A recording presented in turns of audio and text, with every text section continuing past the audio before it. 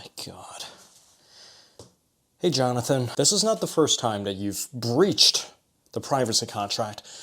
I am not available for any calls beyond 9 p.m. because I do value my peace and quiet. So whatever it is that you're trying to tell me, it might seem like it's the most urgent thing in the entire world, but... Oh. You've been to that party. How's the faculty party? Did you rub shoulders with the dean? Did you rub shoulders with the chancellors? Yeah. You've met him. Yep, you've met him. Did they wear black? Were they sulking in the corner? Oh, yes. Oh, welcome to the club, Jonathan. Yeah, you should probably expect that. You know, out of all the liberal arts people, philosophy students are like the easiest ones to spot at a party, at a dinner party, at a faculty party, wherever you are. There are merely three characteristics, Jonathan. Number one, these people love to sulk in corners. They like to travel back to the 20th century and pretend that the act of sulking is them doing useful and good philosophy. Yeah. And the second characteristic, Jonathan, is that they love to bring books to parties. They love to bring books to parties just so someone could ask them about it. Did you ask them about their books? Yeah, I know you're not that type of guy. But the third characteristic, listen very carefully, is that these people love to justify their lack of conversation skills. Not just limited to students, but also professors too. These philosophy people love to justify their lack of conversation skills with, I think faster than I speak. And last but not least, these people, they love to practice this thing called obscurantisme deriste, and which in English basically means they love to terrorize people using obscurantism. Excuse me? Yeah, it basically means that they refuse to converse in a way that normal people converse. They don't want to be understood. That's exactly it. If you've read that interview that I sent you last week, well, where Foucault criticized Derrida's writing. You know Derrida's writing? Have you ever read a page of Derrida? Well, don't. If you don't want to go insane, don't read a page of Derrida, I'm warning you. Foucault basically wrote on Derrida's writing that this guy writes so obscurely that you can't really make out what he's saying. And whenever you say, hey, Derrida, this is not quite right, he can always say, you didn't understand me correctly, you're an idiot. So the former part is the obscurantism part, and the latter part is the terrorist part. Because, well, academic terrorists, they love to call everyone else stupid without really turning inward. That's just how it works, Jonathan. Excuse me? Yeah, you're right. Philosophy sounds like a foreign language when these guys talk about it, huh? Yeah, it's difficult because, well, you have to learn the damn language if you want to talk to them. Let me tell you a little story, Jonathan. My imaginary uncle, who allegedly still lives with grandma, he gave me some useful advice. You remember that thing before I started that entire lecturing thing?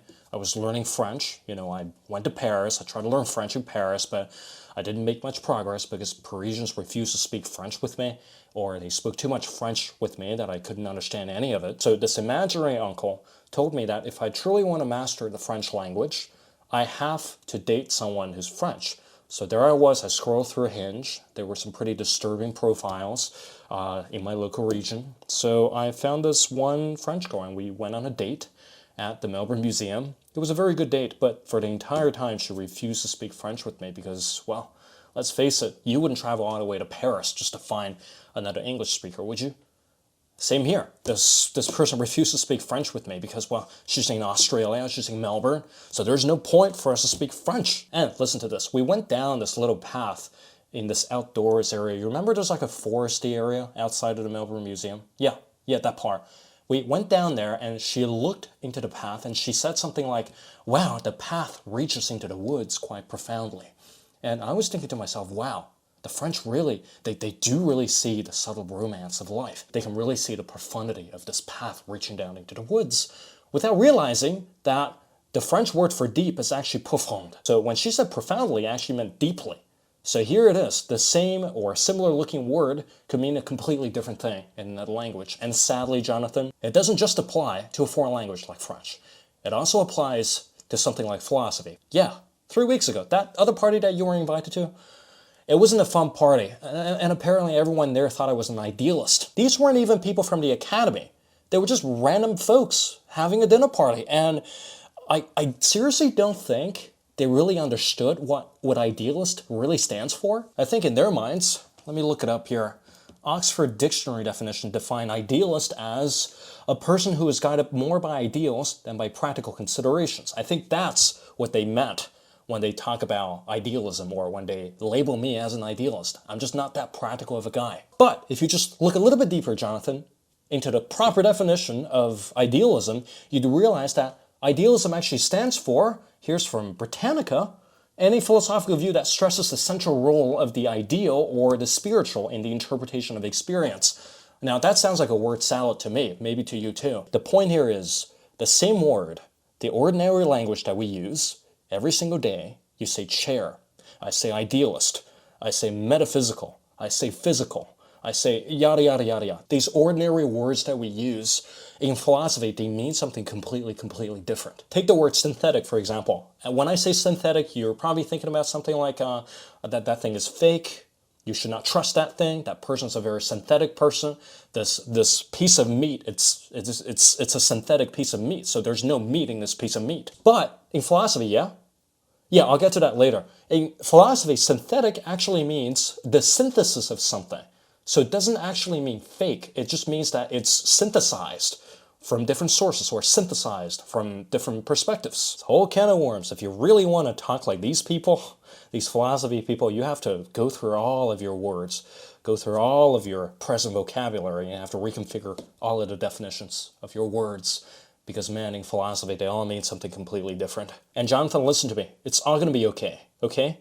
Because just like a foreign language, one day, I promise you, one day you're going to reach this point where these scattered definitions in philosophy, these scattered words and scattered definitions, they won't remain that forever. They're not going to be scattered forever. One day, just like speaking a foreign language, you're going to find yourself at a fancy French restaurant, and all the weird rules of grammar, all the weird words that you try to jam into your brain, all of a sudden, it's going to become a language. It's going to become a way of thinking, a way of conversing.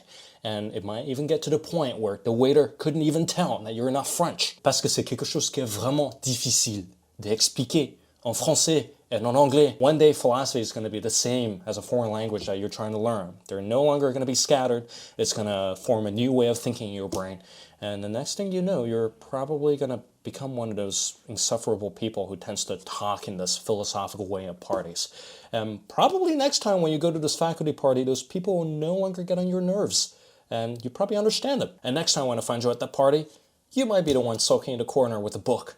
You might be the one conversing in this very obscurantist kind of way.